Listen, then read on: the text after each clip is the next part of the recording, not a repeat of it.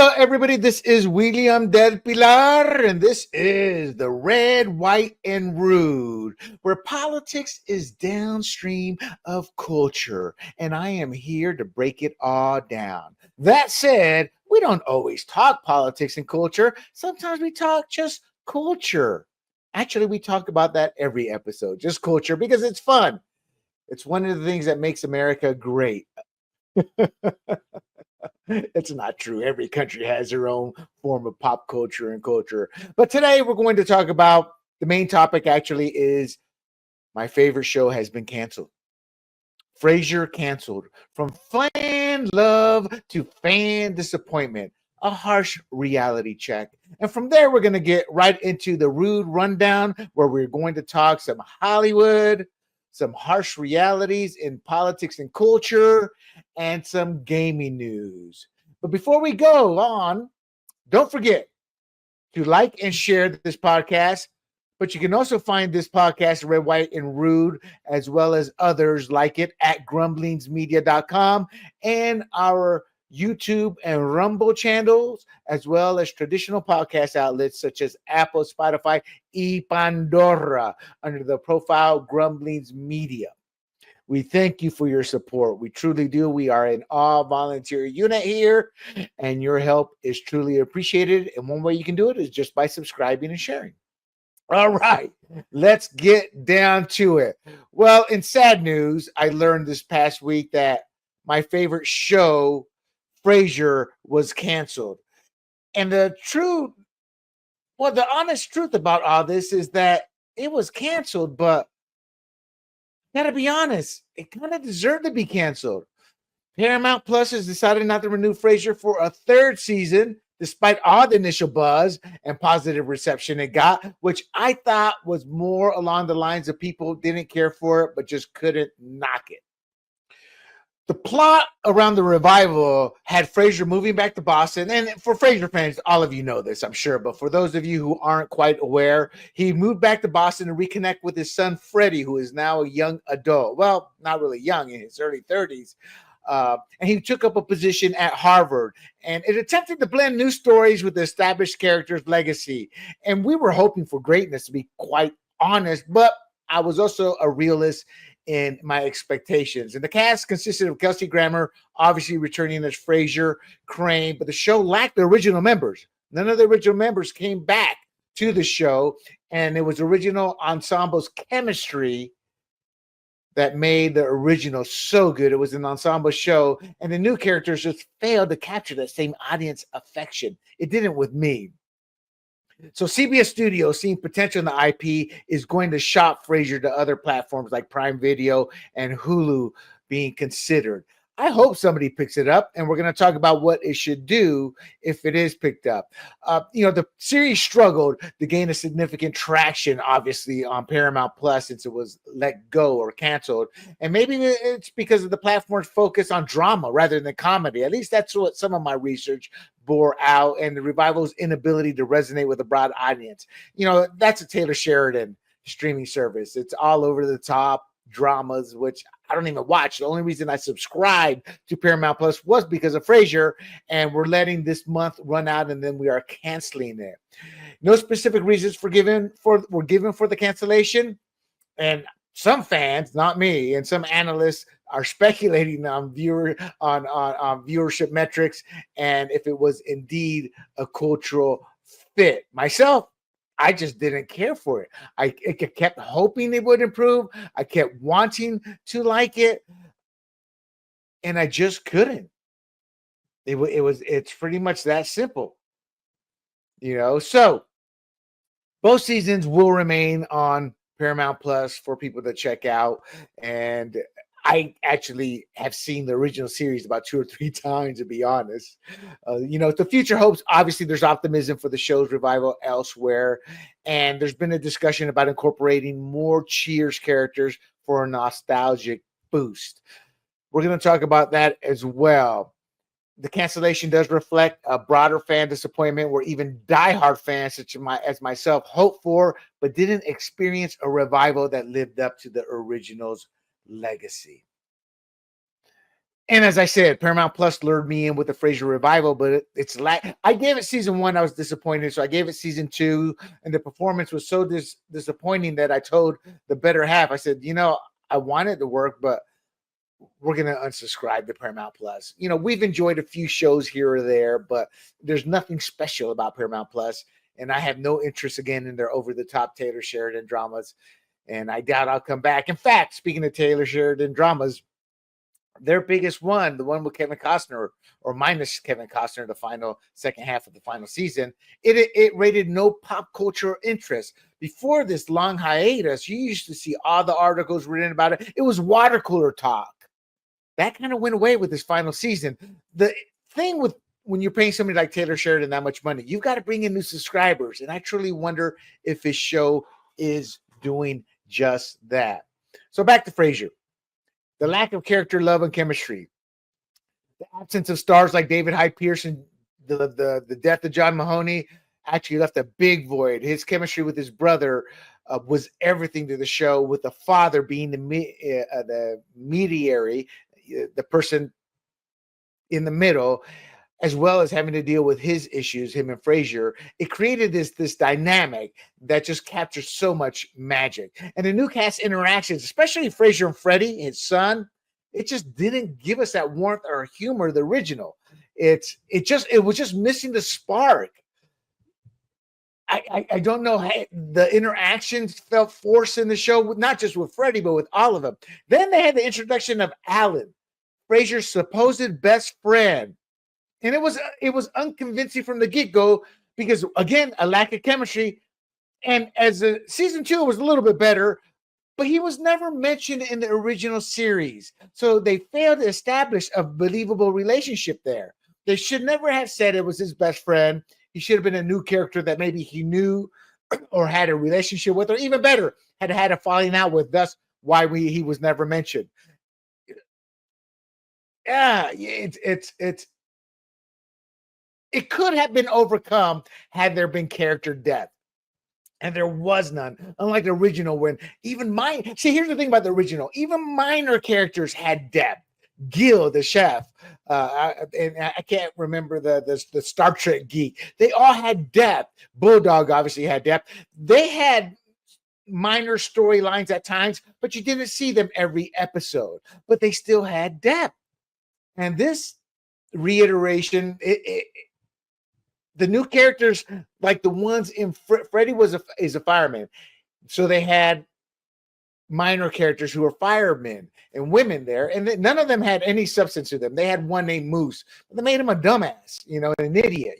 He didn't have any substance at all. He was like a dumb Kenny, but just dumber and dumber and dumber. Kenny was smart. He was just naive. Moose was naive, but just dumb as a rock. And his character fell flat. And this absence of character development was obviously a stark contrast to the original show's rich character arcs. Then there was the underused guest stars. Roz came back for a few episodes, and she was kind of like a semi-regular by season 2, but her presence was underwhelming. I mean, her roles and storylines, they didn't capitalize on her potential for adding depth or humor. And these cameos or storylines with her were pretty forgettable and ineffective. They didn't have the same magic. And maybe because they were trying to give her an equal standing with Frasier on the show. I don't know. It just wasn't there. The real reason for the demise was a lack of narrative and creative execution. The script quality was less witty, less sharp compared to the original. The humor that was forced, it just wasn't there. The plot development, the narrative from Frasier's move to Boston and the job at Harvard, we got it with his ex-wife. Oh my God, I am drawing a blank on his ex-wife. Oh my God, what is the ex-wife's name? Lilith. That's it, Lilith. Oh my God. So we saw his move to Seattle made sense from the fact of being divorced from Lilith. And it just didn't, the magic wasn't there, or the believability of him leaving his show, which is like Dr. Phil in Chicago, to go to Boston. In fact, I think they should have taken the Dr. Phil format that Frasier was a star in in terms of the backstory and made that the front story. He moves to Boston to be closer to his son, but he still has his show. Would have been much better than the Harvard scenario. The Harvard scenario failed to engage the viewers and it lacked complexity of the original's plots. Actually, it wasn't a lot of complexity, a lot of moving parts, but they weren't complex. That's just it. There were a lot of moving parts that worked well in the original, but it was still so simple and funny. This was not funny. Moving to Boston suggested a connection to Cheers, and that also raised expectations in terms of plot development. But there were no Cheers characters. The absence of the iconic Cheers figures was a significant oversight, and they missed the chance to enrich the narrative, obviously with nostalgia. And then ignoring the bar, not revisiting the Cheers bar, whether logistically challenging or not, meaning they had to rebuild a set, was a letdown, neglecting fan expectations. They could have had a subset of Cheers once a season or twice a season going there with Sam and the rest of the characters. It was obviously a missed opportunity. The setup in Boston promised more than it delivered, leading to plots lacking depth and engagement of the original due to unfulfilled fan hopes. So in other words, we were expecting some Cheers interaction and got none of it. Audience reception, have we changed culturally that much? No. Frasier is a series that transcends generations. Outside of the technology scenes, like seeing Niles Crane, the brother, with a big old cell phone, the size of a book. Outside of that, the plots and the storylines transcend generations, and it's still as funny today as it was back then. The truth is, the revival was always going to struggle to meet the high expectations set by its predecessors. And some fans were saying, it's going to dilute the show's legacy. I don't see that at all. The original show will always stand on its own, and this reincarnation will just fade into memory. Now, just because this failed doesn't mean that shows set from the 90s and characters of that era, you can't bring them back in different formats. You have a show like Hot in Cleveland. We're going to talk about that. It managed to capture audiences by blending nostalgia with new content in a way that resonated. That's one of my top 5 shows, and it's about older women. Now some people talk about changing taste, and sure, it's true. The comedy landscape has evolved. It's not that it's evolved; it's cyclical. You'll see years where there's the traditional sitcom, there's a minimal of them, and then you'll see years when the market's flooded with them. However, shows like Hot in Cleveland and Animal Control, a fairly new show, not a huge hit show, but it's funny and it has a cool audience already. It demonstrates that there's still an appetite for the traditional sitcom format, especially when you have fresh takes, as in Hot in Cleveland, or leverage familiar faces in new contexts. Hot in Cleveland as well, and Animal Control taking some known names and branding them together. And what works? It's the chemistry. Animal Control is a show that is built upon chemistry. I was just talking to Better Half. I'm like, I don't know why we like this show. And it's obvious. It's the chemistry. Hot in Cleveland succeeded partly because it appealed to an underserved demographic with its humor and cast. Again, the women were in their late 40s, or the women were in their 50s. And Betty White was the gem in the show in her 80s rather.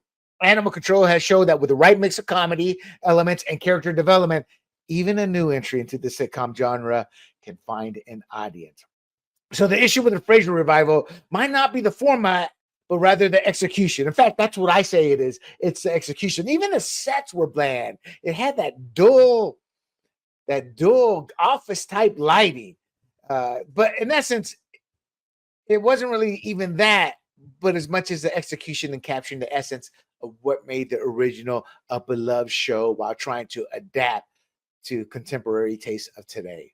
That's what some critics say, and I agree with it to a degree. Now, success on the platform. What platform are you on? As well as effective marketing, adapting again to modern taste, and the show's quality all fit in. But let's talk about platform. Had this show been on Paramount or had been on Prime or maybe Netflix, and maybe it would have done better. It was on Paramount Plus, and that obviously prioritizes dramas, and it might have led to less aggressive marketing because it was a Frasier name, or it'll carry itself. Excuse me. And with so many streaming services, so many various comedies on these various streaming services, the market's diluted. And unless you are a truly exceptional show that can stick out, you're going to struggle. And I believe that's what happened to Frasier. I think it would have done better on Hulu, on NBC Peacock. In fact, Hulu and NBC Peacock, NBC was the original network. That would have leveraged some of the nostalgia of potentially attracting some viewers. And Hulu, the original series has been airing there forever.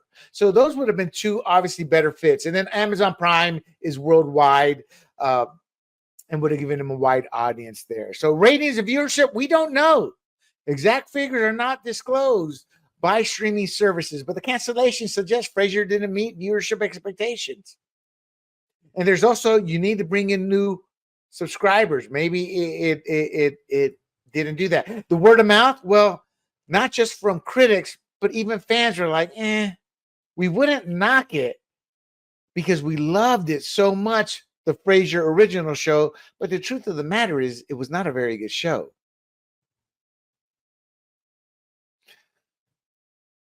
Again, CBS is looking elsewhere to place the show, indicating a belief in the IP, but not in its current home on Paramount Plus, aiming for a better fit. That's the first step. Now, I plan on sending this as a clip over to the Frasier people, because if picked up, Suzanne Martin is the key to success. Why? And who is Suzanne Martin? Well, Suzanne Martin's proven success is her work on Hot in Cleveland. I believe she's the show's creator. It demonstrated her ability to not only create a show that blends nostalgia with contemporary humor, making her the ideal candidate to revitalize Frasier by leveraging her understanding of character dynamics and audience appeal. Now, why do I say that? You can sit there and say, well, there's tons of comedies that have done that. Well, here's why. First of all, her work spans from Frasier. That's right. She was on Frasier as a writer to Hot in Cleveland, showcasing her talent. And her pivotal role on Frasier, or that pivotal time in her life on Frasier, gives her a deep understanding of the character's dynamics.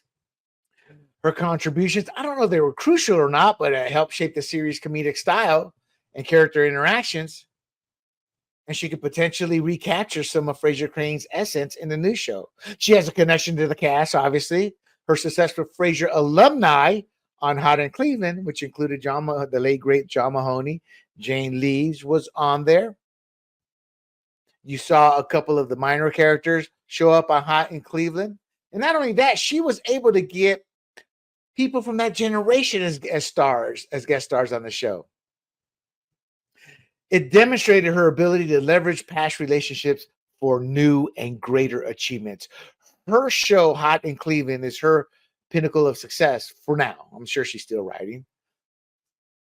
So from Frasier to Hot in Cleveland, again, Martin excels in crafting character-driven narratives. We loved Hot in Cleveland, my wife and I. And we don't deal with commercials anymore. We don't like shows, but we suffered through those commercials because the show was so funny. She could help rejuvenate the revival with deep, engaging character arcs. She blends wit with physical comedy, and that will appeal to Frasier's original demographic. Frasier, there was nobody on Frasier that was like Jack Tripper from Three's Company, but the show had that feel. And again, her strategic use of guest stars could bridge the past and present, attracting both old and new fans. So, there's one of the original writers, Ken Levine. He had a few years ago, he had a podcast, and I'm not sure, some of my notes were based off some of the articles, but I did hear that podcast. So I assume a lot of these articles where I got my data from was from that podcast. But he was an original Frasier writer. He criticized the revival for not capturing the show's magic, suggesting that new writers, despite being fans, they missed the essence. Martin's connection to the Levine's connection to the original could ensure a more authentic tribute to Frasier's history. And understanding that history, Levine highlighted the revival's failure to integrate Frasier's backstory, and that led to a fan disconnect, such as Alan being his best friend. We're like, never mentioned in Frasier's universe before this. You know, he criticized the new show for focusing on generic humor, yes, silliness, yes, over nuanced storytelling. I said the silliness part, but Frasier was always silly, but it was a funny silly, and it always mattered and integrated into the storyline. And it used the characters or the actors' natural ability to enhance the silliness. This is all forced on the new Frasier. So maybe you get Levine involved, it could provide a more respectful blend of the past and the present. Some of his other criticism I agreed with. He noted changes in Frasier's personality, missing the original's nuanced growth. Levine found the revival's humor less sharp than the original's intelligent wit. Woo! He hit that one on the money. The lack of chemistry. He compared the new cast unfavorably to the original's dynamic interactions. I wholeheartedly agree. And again, it's not that I dislike the new cast. It's just there was no chemistry. Individually, I saw the characters, even Alan, towards the second season. But it just, his character just didn't seem to fit properly. He also thought there was a misuse of the legacy. He felt the revival didn't fully embrace Frasier's unique qualities, and it squandered the chance for a loving homage. Look at Hot in Cleveland. It just, when I saw Hot in Cleveland, I told my wife before I realized who Suzanne Martin was, I was like, this show just reminds me of Frasier. She's like, well, it's Shane Leaves. Daphne's on there. And I was like, no, sure, that's part of it, I guess. But it was just the comedic writing, the timing, the storylines, the nuances, the chemistry between the characters, the building up of the characters over the seasons. It just was Frasier style all the way. So involving Suzanne Martin could be pivotal for Frasier's success on another platform. You can leverage her proven track record and deep serious connection. You bring in Levine as well, and he can significantly enhance the narrative quality and character development, making the show's true roots while continuing to innovate it. Maybe both of them being part of the revival on a different platform may rekindle enthusiasm, bringing us old viewers back and obviously building on new viewers. And I'm sure Levine probably has a deep Rolodex too. Both, especially Martin, could orchestrate appearances that celebrate the show's history, possibly including, or actually, most definitely, including Cheers connections. The Frasier revival's cancellation by Paramount Plus underscores the difficulty of recapturing the beloved show's magic. Frasier is testament to that. Despite the initial excitement, it struggled with humor, character depth, and obviously chemistry. For Frasier to thrive, if it is picked up, it's going to require someone like a Suzanne Martin's innovative touch and Ken Levine's legacy-focused insights to ensure character consistency and a blend of nostalgia with new storytelling. Developing an actual chemistry among the cast where the show can shine is what will allow it to succeed. And obviously, effective marketing will be crucial for all of this. And there you have it. Tell me your thoughts on the Frasier revival, what your thoughts were on the first two seasons in comparison to the original, and if you think it should be brought up. All right, then. Let's get down to it. The Rude Rundown.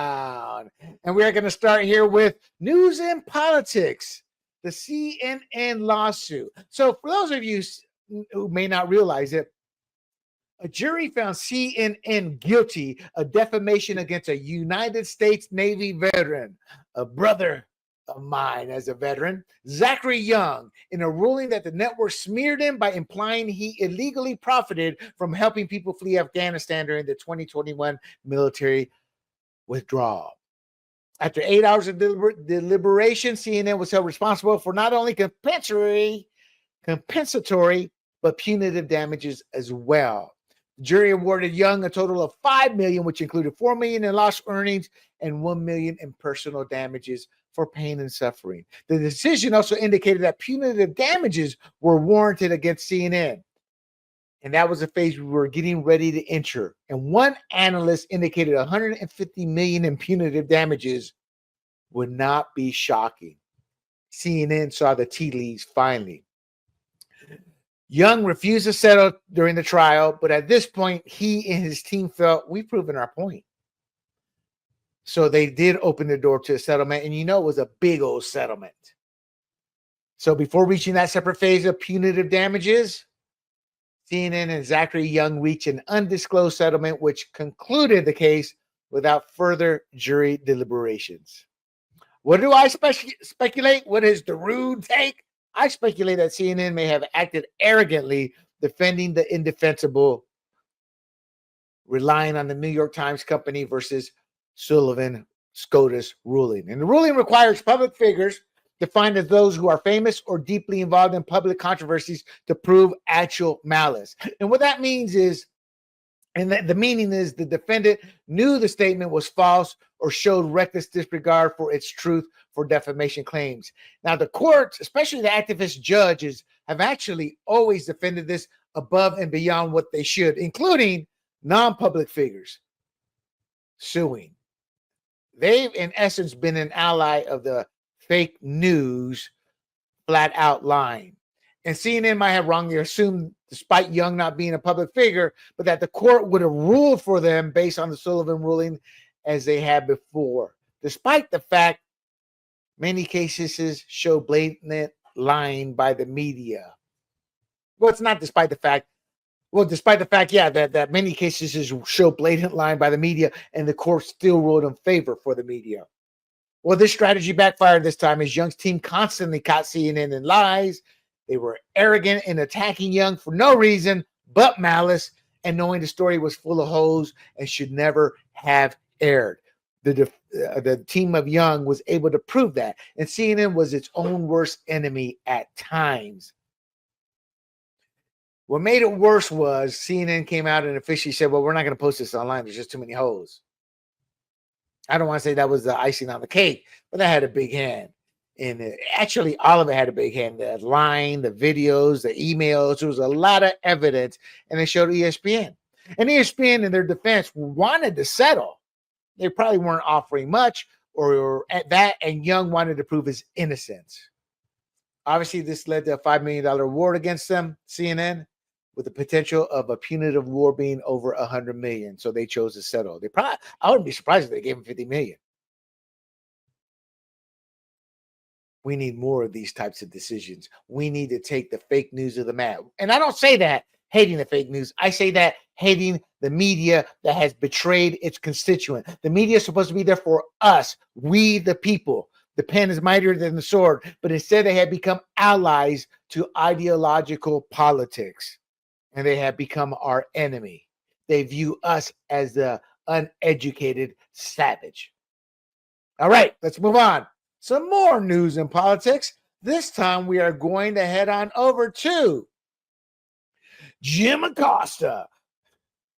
So Jim Acosta is moving to the midnight time slot from the morning, I believe. Morning time slot. CNN framed Acosta's new slot as West Coast prime time, 9 to 11 p.m. But this is thinly veiled fact, because he has no influence and his viewership numbers are significantly down. In the midnight slot, they can kind of hide him. It's an embarrassing demotion for a journalist who saw himself as central to the network's identity. Bottom line, it's poor ratings. Look, his 10 a.m. Eastern Time show had some of CNN's lowest ratings. It revealed his limited appeal beyond political confrontations, despite his high regard for himself. At the 10 a.m. time slot, his show was drawing around 511,000 viewers on some of his better days, notably lower than what was expected or typical for that time slot.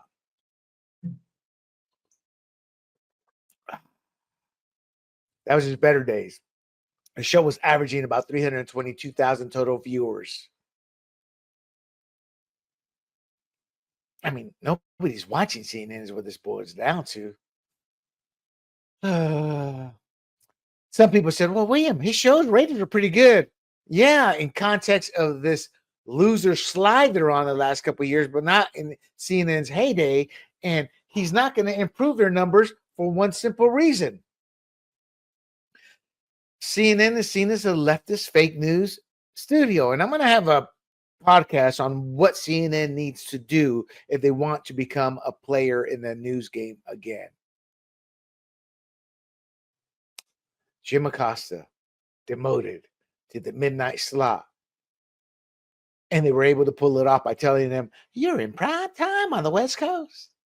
What a moron. And I'll bottom line it with, he finally realized what they were doing and is thinking of leaving. But where is he going to go? Wherever he goes is going to be at a major, major pay cut. And can his ego take that? We'll find out soon enough, won't we? All right, let's move on to culture and politics. Barack and Michael, I'm sorry. Barack and Michelle, a love story. Rumors of a marriage in crisis. There's speculation about the end of Barack and Michelle Obama's marriage, and it's been rampant. Some sources suggest that the couple's relationship has reached its end. Now, some of these rumors gain traction, and claims of discord are fueled by public statements and social media gossip by legitimate people who are in the know. They're stating that the once celebrated union may be on the rocks. Obviously, we all know about Michelle's notable absences. She refused to go to Jimmy Carter's funeral and Donald Trump's inauguration, and that's been interpreted as a sign of marital trouble.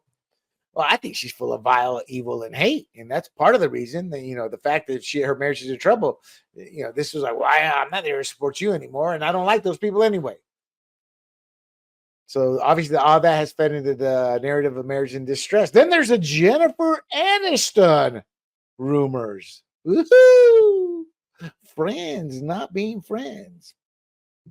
Aniston has given it a firm denial. Jennifer Aniston has denied any romantic involvement with Barack Obama, stating on Jimmy Kimmel Live last year in October that she's only met him once and knows Michelle better.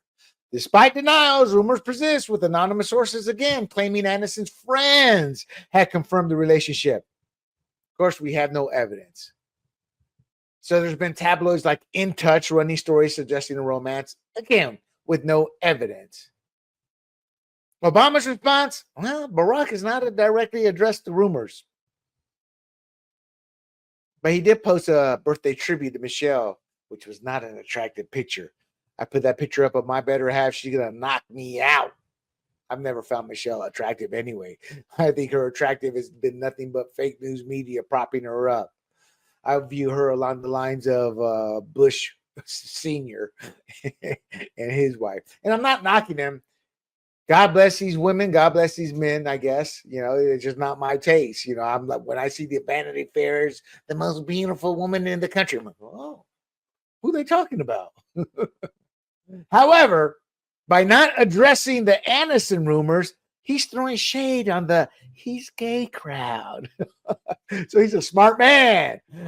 And for those talking, William, why do you say that? Well, there was a 1982 letter to his girlfriend that Barack wrote. This is fact. In a letter to his then girlfriend, Alex McNear, a 21-year-old Barack Obama wrote about his androgynous mind and admitted to fantasizing about making love, chicka down, to men in his imagination. This philosophical exploration has been taken out of context, maybe, maybe not. Who knows? Maybe he wrote it in a fantasy way, but was just projecting what was really happening. Who knows? But the 1982 letter to the girlfriend, Alex McNear, is factual. Then there's the Larry Sinclair allegations. This cracks me up. Women who have never met Trump, been near Trump, they make a rape statement or they did a type statement, and all of a sudden they're all over it. Where was the media with Larry Sinclair's allegations? In 2008, Larry Sinclair, a man with a claimed he had sexual encounters with Obama in the late 1990s. That was never fully investigated by the mainstream media. Why? It was kept on the down low. Regardless, who knows about Michelle and Obama's relationship? To be quite frank, I don't care. I'm talking about it to you guys because it's in the news and it's fun to poke a bear, to poke fun at it. But outside of that, do we really care? Let the former first couple, Obama and Big Mike, and leave them in private. I'm sorry. Did I say Big Mike? I meant Michelle. Let's move on. Hollywood. Oscars nominate a man for best female actress. This one blew my mind. So here we have it. Carla Sofia Gascon has been nominated for Best Actress at the Oscars for Emilia Perez as the first openly transgender person, or is the first openly transgender person to receive this reward. So you see the picture there. On the left is Juan Carlos Gascon. It's a common Cuban name. I'm sure there's other cultures with it, but it's a common Cuban name. Juan Gascon is now Carla Sofia Gascon. Again, nominated for Best Actress at the Oscars for Emilia Perez. So the question arises whether Gascon, who has undergone gender reassignment surgery to transition from male to female, should be considered a woman for the nomination. He is what you would call now a woman on the outside artificially, but a man on the inside with XY chromosomes. But that's not even the worst part about it. It's the premise of this film. Emilia Perez is a musical. Go to YouTube and type in the movie Emilia Perez and look at some of the songs. You would think it was done by some frat boys in college. It's that bad. But it's a musical that follows the story of a transgender Mexican cartel leader who fakes her death to transition and start a new life, aiming to atone for past sins. I got news for you. The first hit by the new cartel head would have been on Emilia Perez. The narrative has been criticized for its execution and perceived lack of taste. Nobody saw this movie.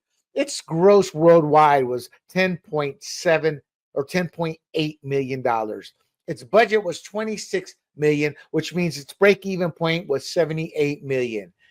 Ergo, it was a flop, a bomb. Nobody saw it. And this falls under Hollywood's woke dilemma. The nomination of Gascon has likely irked many in Hollywood, especially the women, because they might feel a coveted spot was taken by a man. However, the irony is that this same Hollywood crowd that has pushed for inclusiveness and a woke culture is now potentially forced into silence on the issue. They're unable to voice discontent without undermining their own advocacy. This is a backlash of their own making where the principles they champion are now applied against them. Because this is a group of people who believe in do as I say, not as I do, meaning they want all this woke being put on us, the common bourgeois folks, but not on them. And now it's on them. We'll see what happens here, but I hope Emilia Perez wins it all. It's been nominated for multiple Oscar nominations. And I hope Carla Sofia Gascon takes Best Female Actress. Oh, it's too rich. Too rich. All right. Let us move on. Tim Allen, Shifting Gears. I have to be honest, I have seen the first 2 episodes. I am not that impressed. Shifting Gears by Tim Allen, though. However, I may not be impressed. It hit a 6-year high for ABC with nearly 17 million viewers across platforms. And the critics give a 42% Rotten Tomato score, showing a hate for anything conservative. But regardless, the viewing numbers are a 173% increase from live plus same-day viewership. The critical reception, obviously, 42% Rotten Tomato score. The critics have panned Shifting Gears for its predictable humor and lack of innovation, contributing to that RT score. So there's obviously a big disconnect between critics and audience. My take, there's been nothing but a critic's bias against Tim Allen once he came out as conservative. They gave harsh reviews because of his conservative views. They saw his political statements as dangerous that he's making, still continues to make, and has made in the past. And yet they use their reviews to hurt and attack him indirectly, trying to curb his viewership. Obviously, it's failed. Honestly, Kat Dennings is what drives me nuts. She's got this high, shrilly voice. But I see the premise. I see how it can be used. They need to use Spicoli. I forget his name, the actor's name, but he's from American Pie. They need to bring him out more. They need to develop his character more. My understanding is they're going to develop him and Kat Dennings. But overall, I'm not going to turn it off, but it's not one of my favorite shows. Moving on. Mel Gibson's latest flick, Flight Risk. Well, here's another one like Mel Gibson. I mean, like Tim Allen. They're going to knock it to knock it. I got a picture of it somewhere around here. Where'd it go? There it is. Flight Risk. It actually has Mark Wahlberg in it as well, and it's directed by Mel Gibson. Mark Wahlberg, despite his Christian Catholic beliefs, is still beloved by all. So they're not going to attack him directly. Some do, but for the most part, he's managed to escape the cancellation that they've given to Mel Gibson. So Flight Risk opened with an estimated $12 million in revenue, secured the number one spot at the box office for this past weekend, but that's a weak opening. Despite this, it was Gibson's lowest opening weekend as a director in 30 years, highlighting a significant departure from his previous box office successes. That is, this movie's going to tank. I mean, you don't open with 12 million and expect great numbers long term unless word of mouth gets around. It stars Mark Wahlberg, Michelle Dockery, and Topher Grace. And it's, again, Gibson's lowest rated directorial effort to date with a 26% Rotten Tomato score. I said again, but that's separate from the money. But critics don't like it. It seems, despite being number one, 12 million, it's not getting its due with viewers. Supposedly has a lack of suspense, poor pacing, and people view it as more direct to streaming release than a theatrical release. And you can see that. There's a lot of movies on Netflix from big superstars. You're like, yeah, this would have bombed at the box office. Wahlberg has come out and defended the film, highlighting its unique tension and his dark character. You know, at the end of the day, the critical backlash is meant to tarnish Gibson's legacy. I mean, he's had hits like Hacksaw Ridge, Passion of the Christ, and Apocalypto. So this isn't really going to taint his legacy. Gibson faces disdain from the left, Hollywood, and mainstream media due to his outspoken conservative views, his commitment to traditionalist Catholicism, and his tendency to speak candidly. Now, part of this is fueled because he does have past controversies, has made anti-Semitic statements. Yeah. And it's been widely publicized, and it's overshadowed his achievements, but he's paid his penance, and he's back on top again, and they still don't want to let go and forgive. Only the left can be forgiven. Any conservatives will never be forgiven. But part of that is because Gibson is refusing to conform to Hollywood's often liberal narrative, and his critique of modern culture shifts have made him a polarizing figure on the left. And that will always impact the reception of his films. They'll always knock his films, regardless if they're the greatest thing since sliced bread. And he's also one of President Trump's ambassadors to Hollywood. So they're going to do everything to try to destroy any work he puts forward. Moving on. Culture and women. Brazilian butt lifts are in the news. And I'm not going to post a pic of the before and afters. But look, a debate has surfaced that BBLs that are popular among celebrities, especially in music, reflect real societal trends and aren't just a social media hype. There's concerns, again, about unrealistic beauty standards and the pressure on women to conform. The issue here is the health risks. It's arguably some of the most dangerous cosmetic surgeries you can have. My take, look, Hollywood and culture media, they have pushed these views onto American women. I did a study on this in college, a paper in college, and it's Hollywood has a big hand in this, as well as the music industry. How women look is how young women and adult young women and even older women want to be seen. And it's not just women, but women in power too that promote this look, because the bottom line is making money. So even a natural curvy look and keeping it real for women who don't have that naturally curvy look makes them want to get that curvy look. So they get fat, and they get these Brazilian butt lifts, and then they get a boob job. It's again, Hollywood has a big hand in this, a Hollywood that is also run by women. What does this say about society that it can so easily do this to women? All right. Hollywood and gaming. Sonic the Hedgehog 3 has been released. I have not seen it. It's actually on Paramount Plus, I believe. Some of these movies, the Sonic the Hedgehog series, I just haven't bothered. I'm too old for that. The Sonic the Hedgehog 3 has grossed over 440 million, but Keanu Reeves' portrayal of Shadow has supposedly divided fans. While some celebrate his nuanced performance, others critique it from strain from the character's darker, more intense, original design, igniting the discussions on adaptation and representation. Look, I get it. The Sonic the Hedgehog is a kid's game. So how dark can it really be? The movie's success supposedly comes from a blend of action humor and emotional storytelling. Yet the mainstream media, who has no touch, doesn't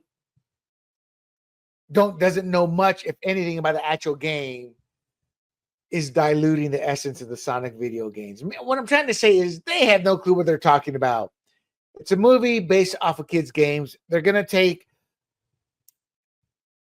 Hollywood type of leads or angles with it. So be it. You're limited sometimes, but I'm not that familiar with the Sonic video games. And my hope is always to be canonic towards the game. And maybe that's what they're talking about here.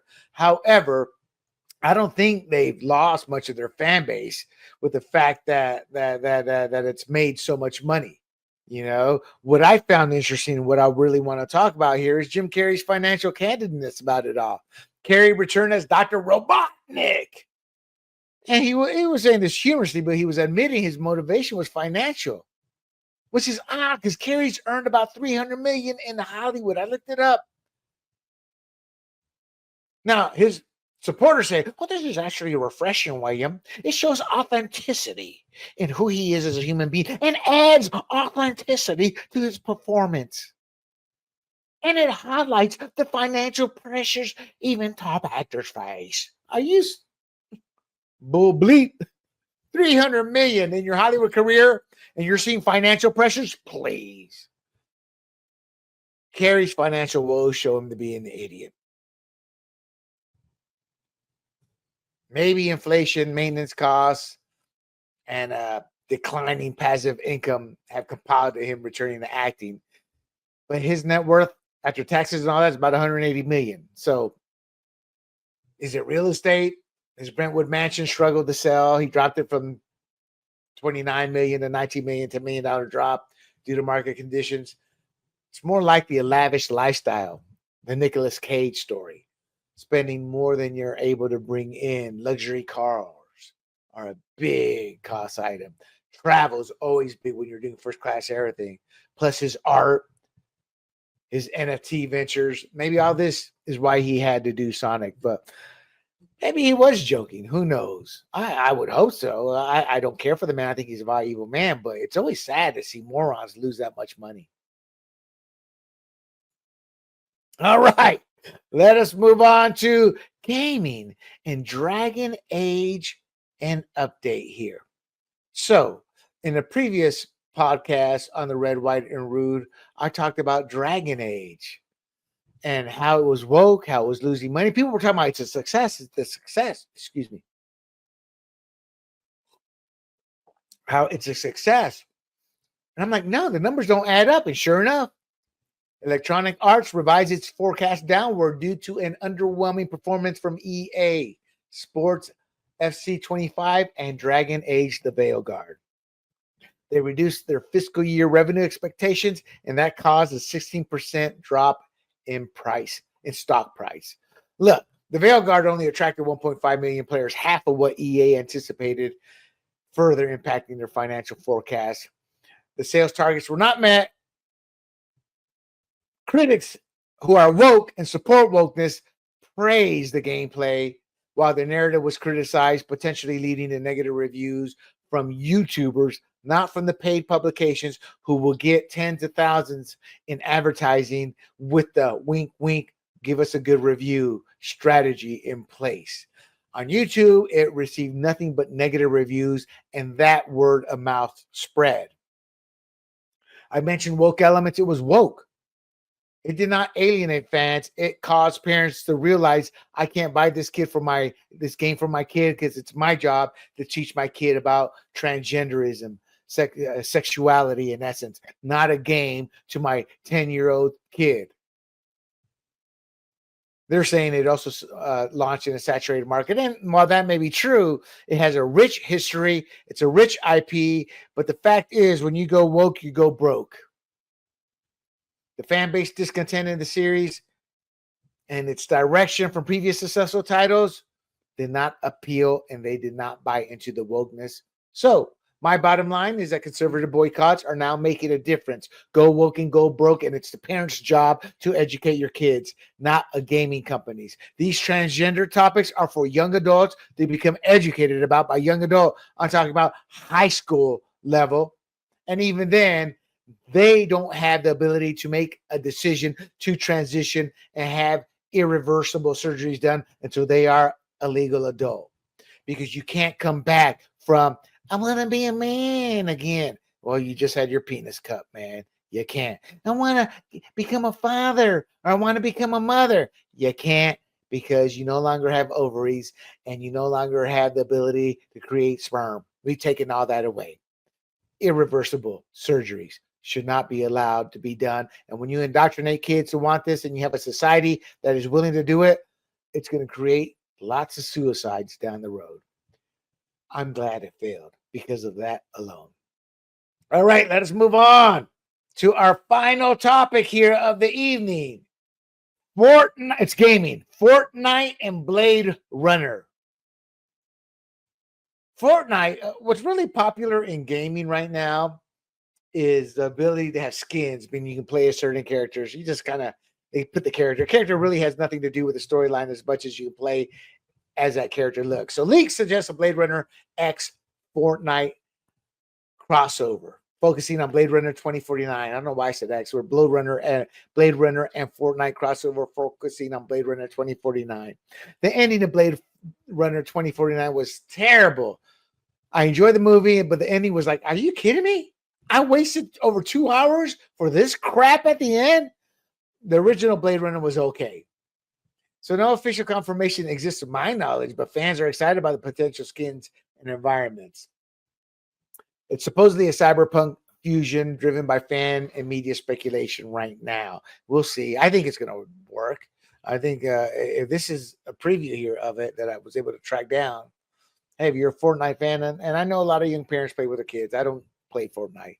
My take, both Blade Runner movies were a commercial flop, but they become cult successes. More Blade Runner than Blade Runner 2049, but both were box office commercial failures. And because it's a cult favorite, they're able to do a crossover, and it just adds more greatness to Fortnite in terms of dominating the online free to play with microtransaction industry in gaming. To give you an idea why I say it was a failure, both movies, the budget for Blade Runner, the original, came out in 1982. Oh my gosh. Wow, what is that? 47 years ago? Holy mackerel. Man. No. For 38 years ago. Hold on. 43 years ago. Duh, my math. 43 years ago is when Blade Runner came out.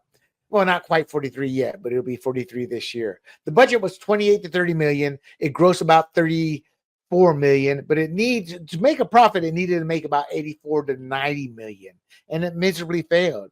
But it got money back, and the DVD became a bit of a cult on the licensing, the Sci-Fi Channel, I guess, in other places. And I don't know if it's ever made its 84 to 90 million back.